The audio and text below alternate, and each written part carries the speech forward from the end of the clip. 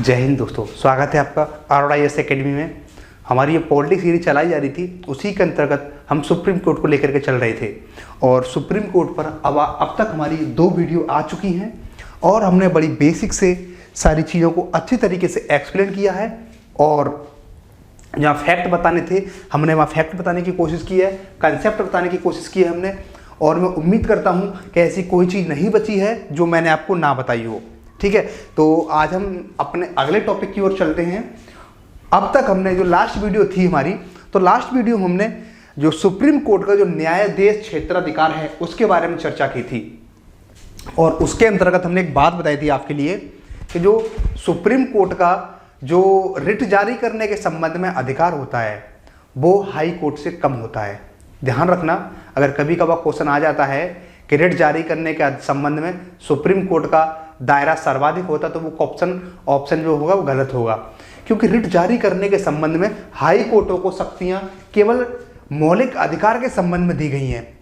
और सिंपल तरीके से बताता हूं, यानी कि जब आप आर्टिकल 12 से लेकर के जब 36 तक 12 से लेकर या 35 तक पढ़ोगे आप, तो उसमें क्या मौलिक अधिकारों के बारे में वर्णन है। तो ध्यान रखना, जिस कानून से, जिस अध्यादेश से यदि किसी व्यक्ति के मौलिक अधिकारों का हनन होगा तो सुप्रीम कोर्ट क्या करेगी, रिट जारी करती है। जब आप आर्टिकल 32 पढ़ोगे तो उसमें 5 प्रकार के रिट हैं, जैसे बंदी प्रत्यक्षीकरण है, उत्प्रेषण है, परमादेश है।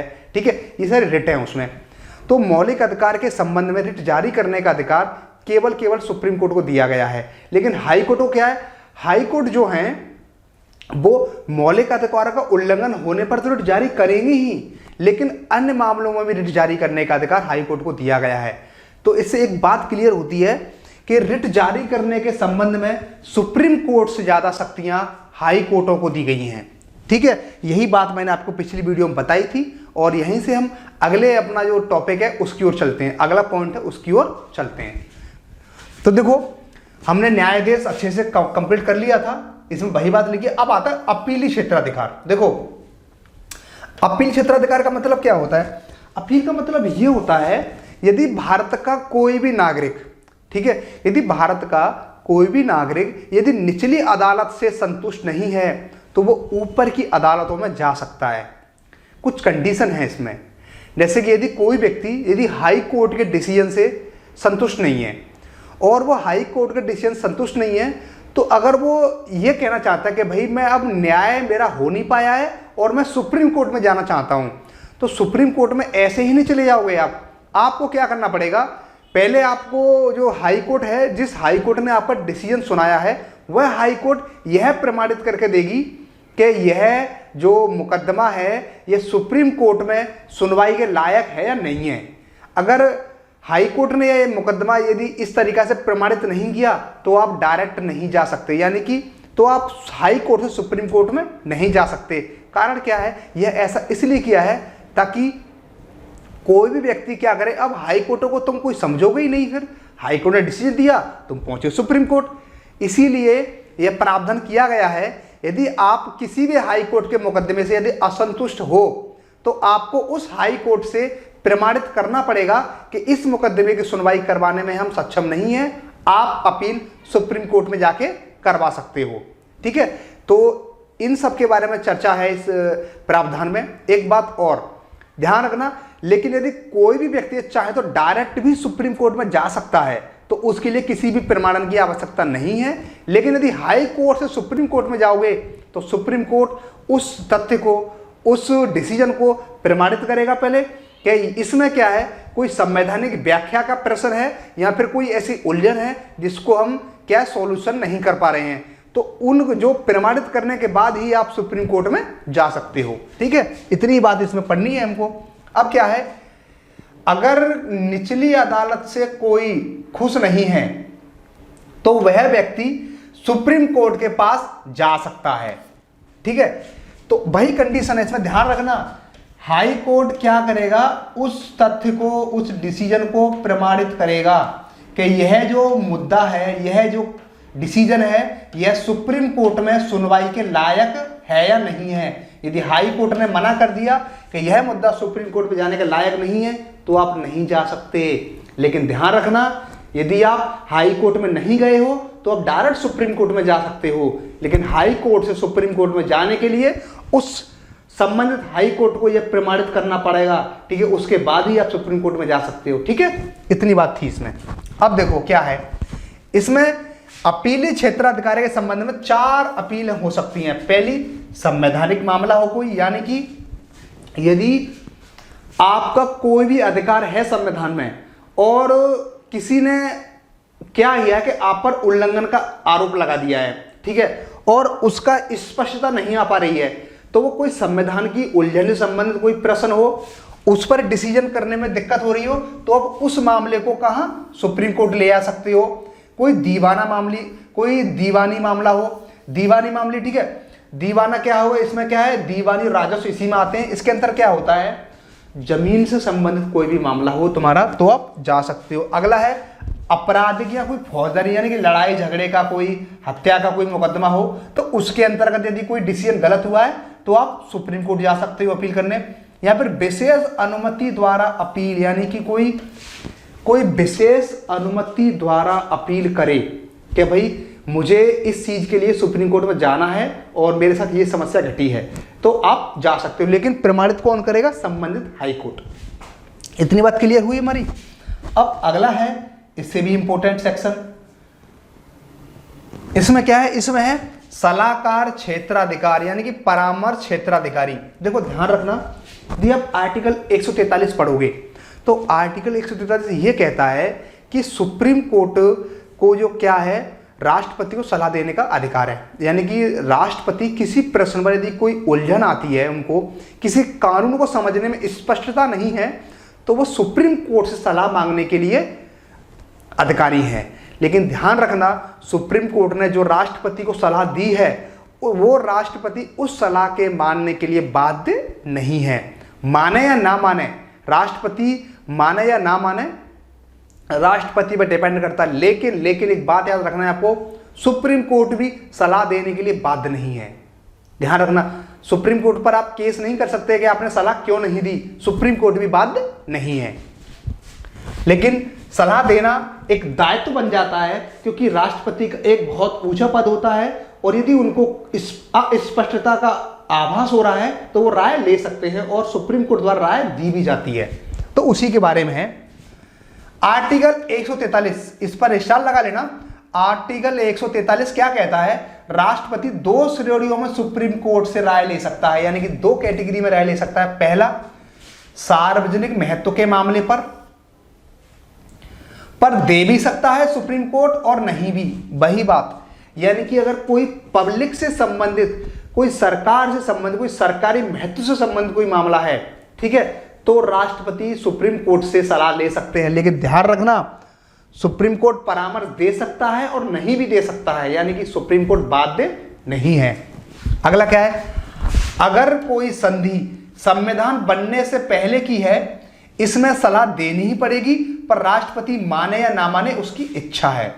अब सुप्रीम कोर्ट को बाध्य कर दिया गया है दूसरी बारे में, यानी कि 26 जनवरी 1950 से पहले यदि किसी देश के द्वारा कोई संधि का मामला है, यानी कि हमने कोई संधियां हुई हमारी, उस संबंधी मामला है, तो तो सुप्रीम कोर्ट को राष्ट्रपति को सलाह देनी ही पड़ेगी। इतनी बात क्लियर हुई आपकी। पर राष्ट्रपति पर डिपेंड करता है कि राष्ट्रपति जी उस बात को माने या ना माने। अगला देखते हैं, अभिलेख न्यायालय, वेरी मोस्ट इंपोर्टेंट। कैसे इंपोर्टेंट है, ध्यान रखना, सुप्रीम कोर्ट और हाई कोर्ट ने यदि कोई भी डिसीजन दिया है तो उस डिसीजन का इतना महत्व होता है, इतनी इंपॉर्टेंस होती है, ताकि यदि इन फ्यूचर, जैसे कि सुप्रीम कोर्ट हाई कोर्ट ने कोई डिसीजन दिया, ठीक है, और डिसीजन देने के बाद इनके डिसीजनों को रिकॉर्ड किया जाता है, इनके डिसीजनों को लिखा जाता है और रख दिया जाता है, ताकि इन फ्यूचर जो निचली अदालतें हैं, डिस्ट्रिक्ट कोर्ट है, संबंधित हाई कोर्ट है और जो अन्य जो कोर्ट हैं, तो वो क्या करेंगे, यदि इसी प्रकार का कोई मुकदमा आता है तो उस डिसीजन के आधार पर सुप्रीम कोर्ट और हाई कोर्ट के डिसीजन के आधार पर न्याय दे सकती हैं और उन पर किसी भी प्रकार का कोई आक्षेप नहीं लगेगा। क्यों नहीं लगेगा, क्योंकि उच्च अदालतों ने उस चीज को सही माना है। इसलिए ध्यान रखना, यदि सुप्रीम कोर्ट ने कोई न्याय दिया है तो उसको भी अभिलेख के रूप में संरक्षित कर लिया जाएगा और हाई कोर्ट में कोई मुकदमा आता है तो सुप्रीम कोर्ट के मुकदमे के डिसीजन के आधार पर हाई कोर्ट भी अपना न्याय दे सकती है। यह होता है अभिलेख न्यायालय। अब थोड़ा पढ़ लेते हैं। यह अपने पास मामले का रिकॉर्ड रख सकता है और यह रिकॉर्ड का दूसरे न्यायालय द्वारा इस्तेमाल करके फैसला सुना सकते हैं। अगर कोई कोर्ट की अवमानना करता है कोई भी कोर्ट, तो उस व्यक्ति को दंडित भी किया जा सकता है। यानी कि जो डिसीजन दिया जाता है उसको रिकॉर्ड करके रखा जाता है और आप किसी भी कोर्ट की अवमानना, अवहेलना, ठीक है, नहीं कर सकते, नहीं तो आपके खिलाफ दंडात्मक कार्रवाई भी हो सकती है और आप कुछ नहीं कर सकते गुरु। ठीक है, अगला है न्यायिक समीक्षा की शक्ति। Very very most important. यदि आप आर्टिकल 13 पढ़ोगे, ये क्या कहता है? ये कहता है हाई कोर्ट और सुप्रीम कोर्ट, यानी कि राज्य का हाई कोर्ट और संघ में सुप्रीम कोर्ट, अगर भारत सरकार ने, केंद्र सरकार ने यानी संसद ने कोई भी कानून बनाया है और वह कानून संविधान के अनुरूप नहीं है, तो सुप्रीम कोर्ट क्या करेगी? उस कानून का रिव्यू कर सकती है। और यदि सुप्रीम कोर्ट को यह लगता है, उच्चतम न्यायालय को यह लगता है कि यह कानून संविधान के अनुरूप नहीं है या इस बने कानून से नागरिकों के हितों पर प्रहार हो रहा है या फिर दंगा फसाद हो रहा है या फिर अन्य सारी समस्याएं सामने आ रही हैं, तो उस कानून को भी रद्द करने का अधिकार है सुप्रीम कोर्ट के पास। इसी प्रकार से जो राज्य की कार्यपालिका या राज्य की जो सरकार है, उसने कोई भी कानून बनाया है तो राज्य का हाई कोर्ट उसका रिव्यू कर सकता है और वह संविधान के अनुरूप नहीं है या फिर सार्वजनिक महत्व के अनुरूप नहीं है तो उसको खत्म भी कर सकता है और कोई कुछ नहीं कर सकता। यही बात है इसमें न्यायिक समीक्षा। सुप्रीम कोर्ट के पास न्यायिक समीक्षा की शक्ति है। अगर कोई कानून संविधान के हिसाब से ना हो तो उसे खत्म कर सकती है। Very very most important power, ये सुप्रीम कोर्ट के पास काफी अच्छी शक्ति दी गई है। ठीक है, ताकि सरकार तानाशाही ना कर सके, सरकार खुद को यह ना समझने लगे कि हम ही सर्वोसर्वा हैं। ठीक है, इसीलिए क्योंकि लोकतंत्र में यह सब होना बहुत अनिवार्य है।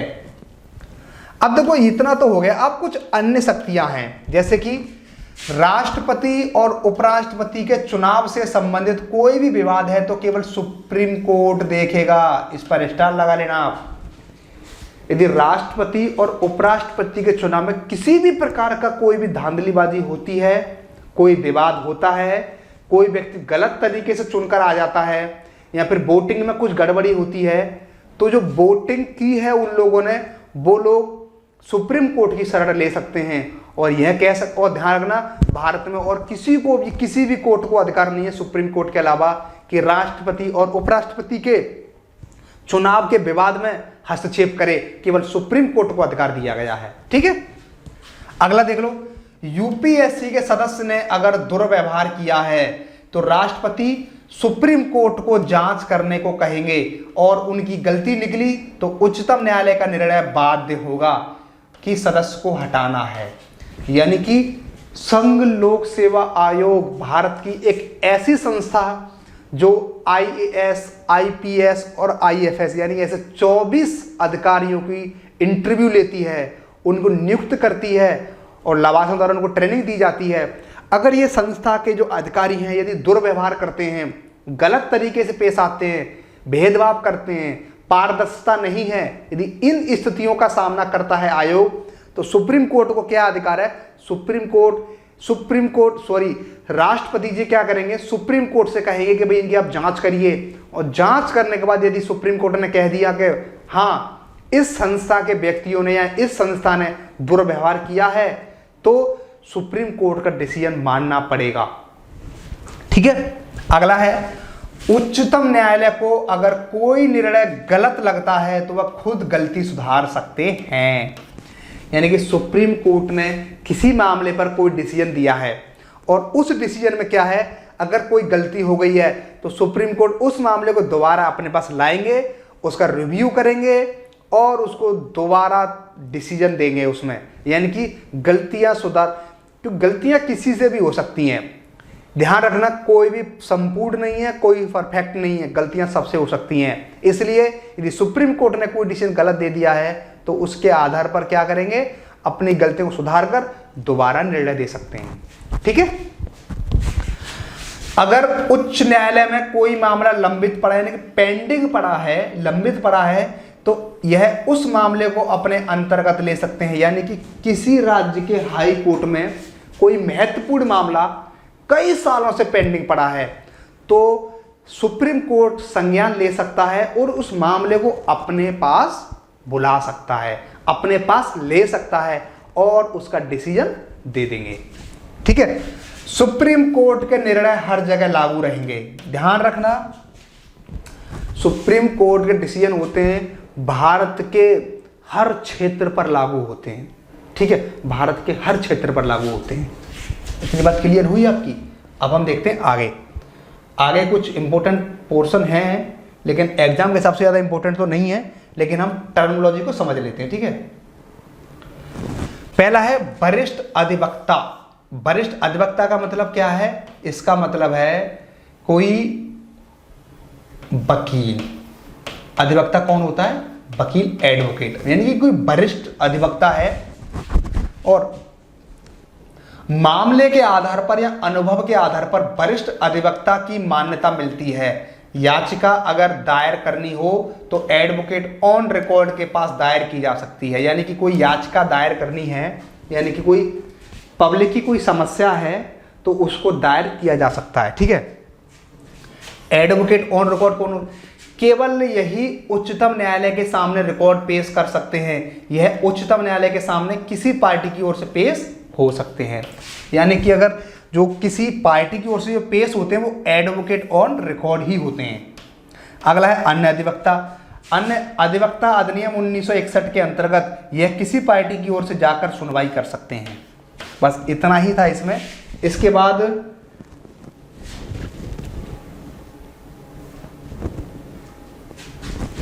और हमारे सुप्रीम कोर्ट के जो मेजर पोर्शन थे उसको हमने अच्छे से कवर कर लिया है। अब देखो, अब मैं इसमें आपको एक बार कोलिजन प्रणाली और महाभियोग के बारे में समझा देता हूं, क्योंकि आपने पिछली वीडियो में देख लिया होगा, लेकिन एक बार और उस चीज़ को समझ लो। देखो मैं आपको बताता हूं, जैसे कि अगर किसी भी जज ने, ठीक है, सुप्रीम कोर्ट के किसी भी जज ने यदि दुर्व्यवहार किया है या वो व्यक्ति अक्षम है, तो उस आधार पर क्या होगा, उस आधार पर जैसे कि लोकसभा में मुद्दा उठाया जाएगा या फिर राज्यसभा में मुद्दा उठाया जाएगा। सपोज करो राज्यसभा ने मुद्दा उठाया, तो राज्यसभा ने मुद्दा उठाया तो राज्यसभा क्या करेगी, 50 सदस्यों के हस्ताक्षर लेने के बाद राज्यसभा के सभापति को वो सौंप देंगे कि भाई हम इस जज के संबंध में महाभियोग लाना चाहते हैं। तो क्या करेंगे वो सभापति, उस पत्र को लेकर, हस्ताक्षर वाले पत्र को लेकर के एक समिति गठित करेंगे, एक समिति का गठन करेंगे। उसमें भारत के मुख्य न्यायाधीश होंगे, ठीक है, और एक विधि विशेषज्ञ भी होंगे और अन्य न्यायाधीश भी होंगे, वरिष्ठ न्यायाधीश। इनकी एक 3 सदस्यीय समिति होती है, ठीक है। एक तो सीजीआई हो गए भारत सरकार के, एक अन्य वरिष्ठ न्यायाधीश हो गए और एक विधिवेत्ता हो गए, अच्छे पारंगत विधिवेत्ता हो गए। अब ये तीनों क्या करेंगे, उनकी जांच करेंगे और जांच करने के बाद ये अपना निष्कर्ष फिर सभापति को दे देंगे और ये कह देंगे हाँ इस व्यक्ति ने गलत किया है। इतनी बात अप्रूव होने के बाद अब क्या होगा, अब होगा संसद में वोटिंग होगी इसके ऊपर, ठीक है। संसद में वोटिंग होगी, अब इसे संसद में रखा जाएगा।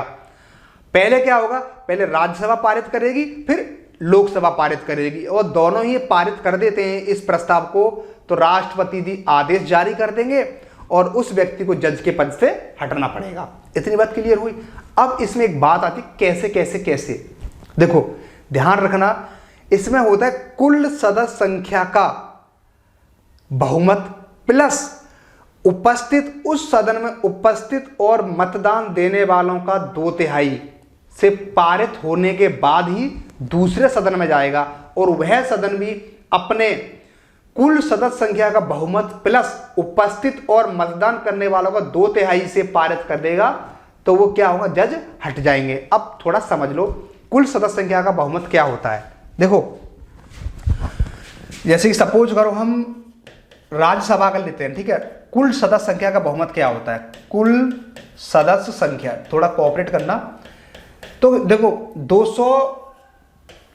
43 होते हैं, ठीक है। 243 का यदि हाफ करोगे तो आप करीब 123 करीब बैठेगा, ठीक है, 123। तो ध्यान रखना, जो कुल सदस्य संख्या का मतलब होता है टोटल का आधा, टोटल का आधा, प्लस उपस्थित और मतदान करने वालों का मतलब क्या होता है, ध्यान रखना 243 लोग एक साथ कभी नहीं आते, कोई आया था विशेष परिस्थिति, लेकिन 2/3 का मतलब क्या होता है, उपस्थित और मतदान करने वालों का 2/3।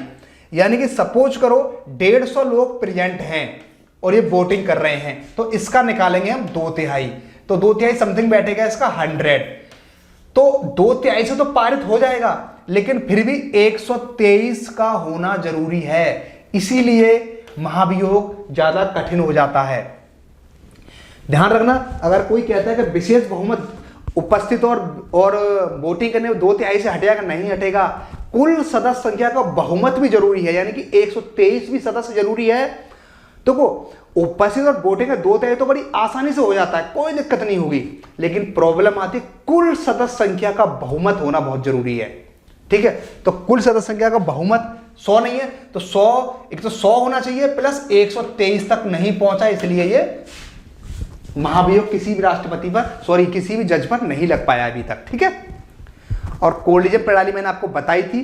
कॉलेजियम एक सुप्रीम कोर्ट के द्वारा एक निर्माण की गई संस्था है, इसका संविधान में कोई उल्लेख नहीं है, सुप्रीम कोर्ट ने अपनी सुविधा के अनुसार इसका गठन किया है। इसमें कौन कौन होते हैं, इसमें एक तो भारत के मुख्य न्यायाधीश होते हैं और 4 वरिष्ठ जज होते हैं। ये मिलकर के डिसाइड करते हैं कि किस व्यक्ति को जज बनाना है, किसको नहीं बनाना है, ये अपनी रिकमेंडेशन देते हैं राष्ट्रपति को, और राष्ट्रपति उसी परामर्श के आधार पर उस व्यक्ति को जज नियुक्त कर देते हैं।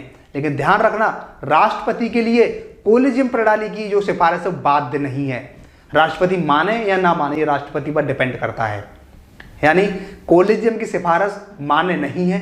क्यों मान्य नहीं है, क्योंकि इसका संविधान में कोई उल्लेख नहीं किया गया है।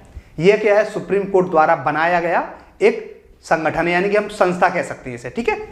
इतनी बात हमको बतानी थी, और यहीं से हमारा सुप्रीम कोर्ट का पोर्शन खत्म होता है। आपको बस इतना करना है, इसके क्वेश्चन लगाने हैं, रिवीजन करना है, ठीक है। चलिए, थैंक यू।